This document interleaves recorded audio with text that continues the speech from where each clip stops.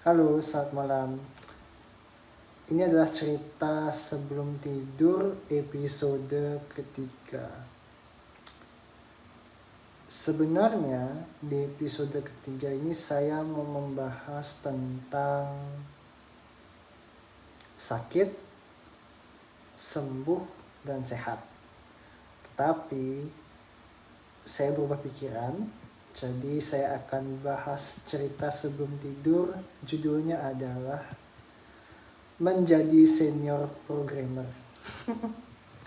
Oke, jadi profesi saya adalah seorang programmer, yang mana saya berinteraksi dengan komputer, membuat software, menggunakan bahasa pemrograman.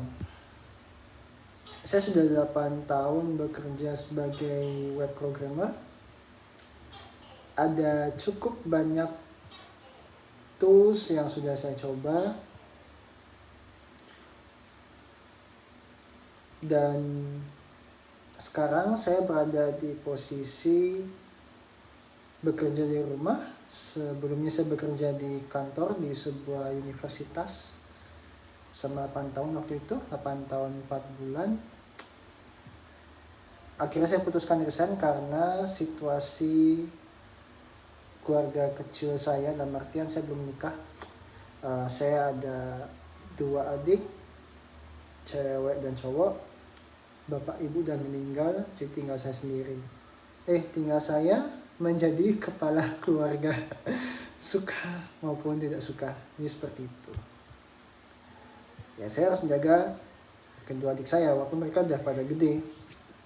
Tapi mereka perlu nasihat, perlu teman bercanda, dan lain-lainnya.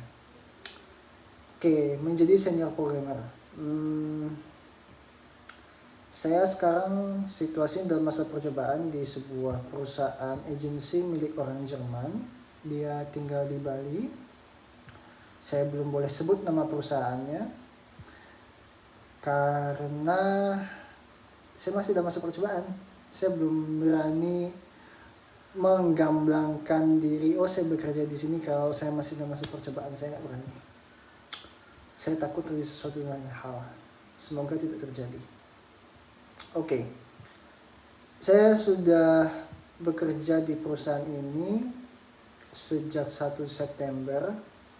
Saya resign di bulan Agustus di perusahaan sebelumnya. Dan saat resign itu saya masih bekerja di perusahaan itu, di universitas. Jadi saya tidak mengambil cuti untuk full relax di rumah, tidak. Kenapa? Karena ada tanggung jawab yang harus saya bereskan di kantor itu. Tapi akibatnya saya syukurnya gini, hari Jumat Agustus adalah hari terakhir saya di universitas. Sabtu Minggu libur, Seninnya langsung mulai bekerja di perusahaan baru ini. Oke, kesan saya perusahaan di agensi ya, apalagi milik orang Jerman, pastinya hari libur tidak mengikuti, maksudnya libur daerah tidak bakal mengikuti agensi. Dalam artian agensi tidak mengikuti libur daerah, tapi agensi mengambil libur nasional. Seperti itu. Kalau di universitas ini beda, dia mengikuti hari libur daerah. Di sisi lain, jadi agensi ini seperti swasta, sedangkan universitas ini seperti negeri. Itu satu. Yang kedua, saya harus berkomunikasi dengan bahasa Inggris. Walaupun orang Jerman dan tidak di forcing untuk berbahasa Jerman, saya berencana untuk belajar bahasa Jerman secara otodidak. Karena dulu saya sempat bekerja sebagai daily worker ataupun itu trainee di sebuah hotel sebagai guest service, yang mana itu berbanding terbalik dengan pendidikan formal saya, yaitu seorang pendidikan formal yang mengarah ke profesi programmer seperti itu. Oke, di minggu pertama ya saya diberikan tugas langsung bertemu dengan klien. Klien ini adalah partner dari agensi saya. Jadi agensi berpartner dengan agensi lebih tepatnya. Jadi saya ditugaskan sebagai vendor atau kontraktor di perusahaan itu. Bedanya 6 jam. Saya diberikan tugas programming, tentunya membuat sebuah fitur di suatu existing web app pakai framework Laravel, pakai Livewire seperti itu. Dan 2 minggu berjalan, saya mendapat feedback di hari Jumat lalu yang mana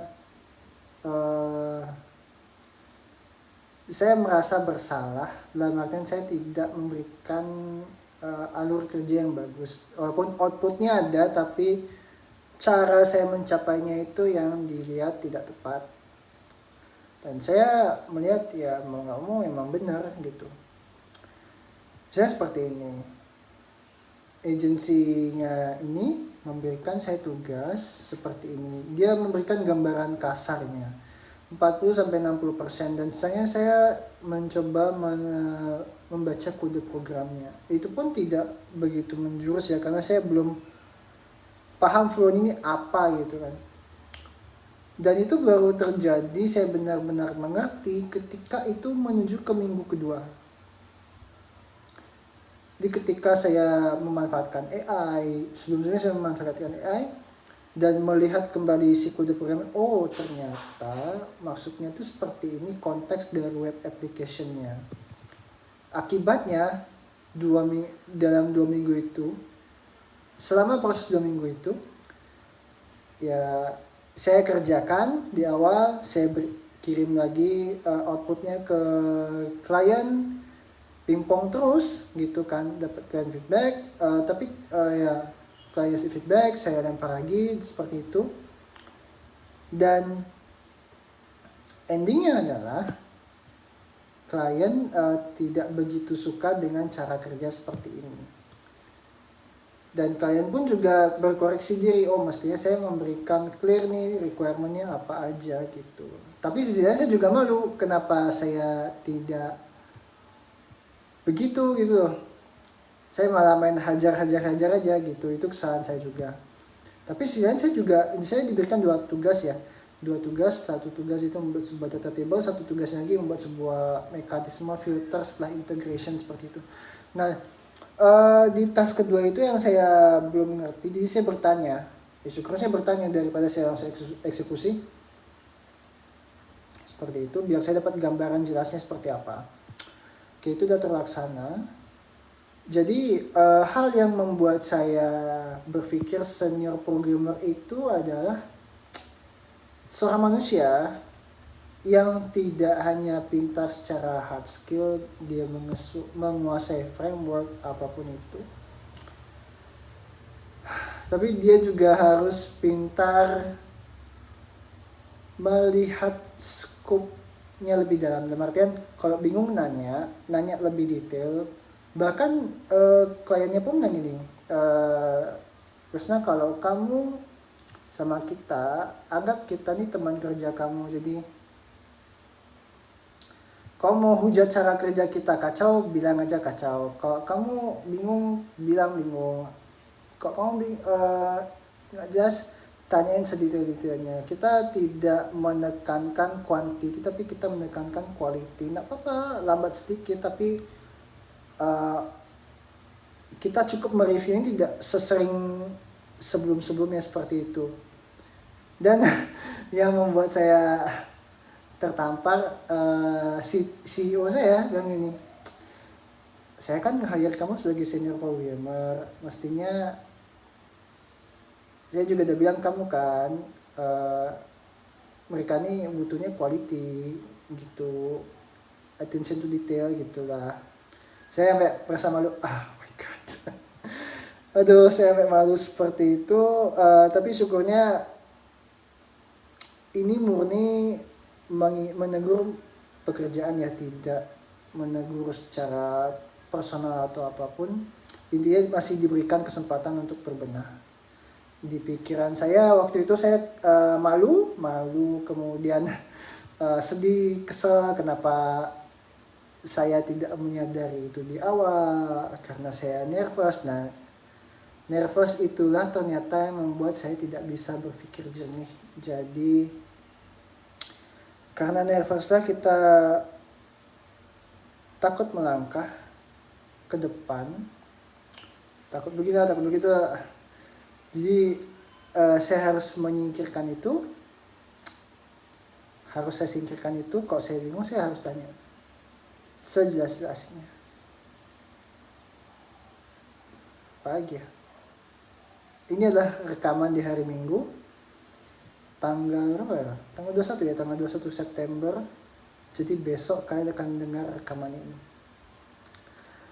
Besok juga saya akan weekly meeting. Aduh.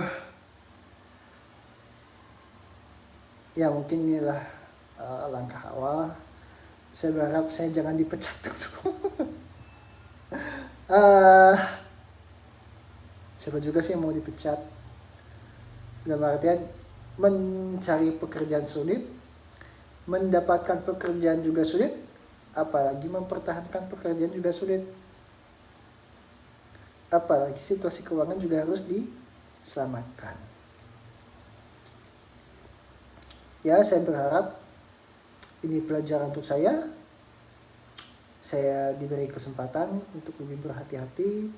Saya sudah membayangkan, berimajinasi, apa yang akan saya lakukan ke depannya, untuk step-step ke depannya, supaya tidak mereview sebanyak itu. Jadi kalau dihitung-hitung saya 1-5 kali melakukan minta review bolak-balik. Mungkin ke depannya saya ingin mereview klien mereviewnya sedikit aja, jadi 1-3 deh maksimal, saya nggak mau sampai 5. Karena saya juga melihat beban kerja klien juga tidak cuma untuk saya aja, dia juga mengurus hal-hal yang lain gitu. Ya itulah tugas senior programmer. Tidak cuma pintar di hard skill, tapi juga pintar di komunikasi, pintar untuk mengurus diri sendiri juga.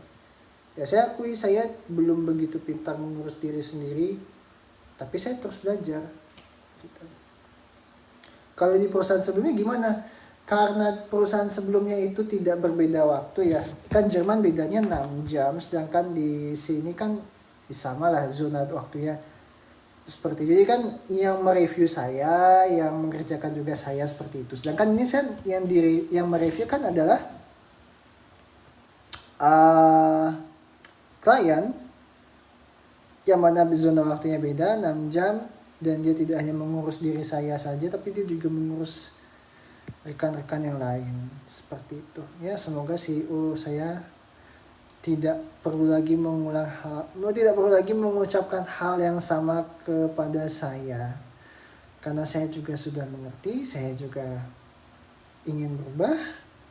Saya nggak mau mengulang kesalahan yang sama. Saya juga nggak mau ngomong I'm apologize, I'm sorry, and so on. Enggak. Ya ini teguran buat saya. Walaupun ini belum sempurna, ya saya akan lakukan semaksimal mungkin. Ya, begitulah hidup. Begitulah dunia kerja. Baiklah, sedikit lagi 13.50 detik. Baiklah, terima kasih sudah mendengarkan. Selamat tidur.